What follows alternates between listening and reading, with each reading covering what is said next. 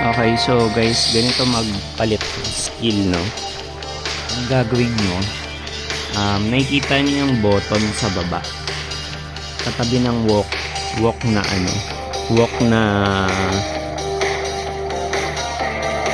icon. Ito, ayan. Malapit sa chat. Ngayon, i-click nyo to. Tapos, pag click nyo, itong dalawang bilog na malapit sa minimap, ito yung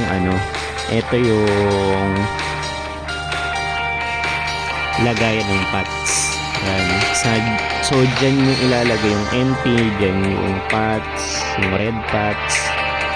Tapos itong dalawa, yan, andyan yung skill, lalagay nyo dyan. Kung ano yung skill nyo, dyan yung ilalagay. Okay, ngayon, pagka-click nyo, i-click nyo lang yan. Pag-click nyo, lalabas yun yan. So, yan, ganyan lang gagawin nyo. Click, tapos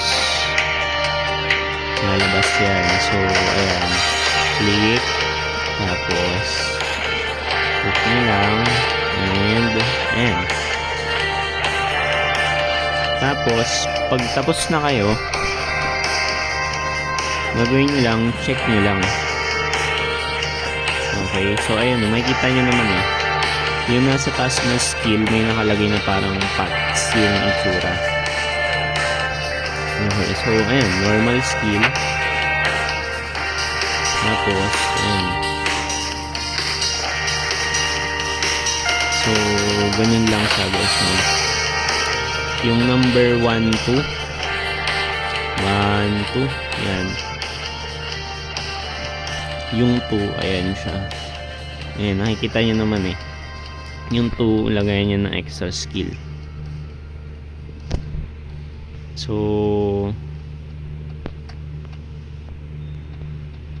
ayun. Bibili muna ako ng talisman kasi wala akong talisman. Okay, so yun lang. Ganun lang gumawa ng maglagay ng skill.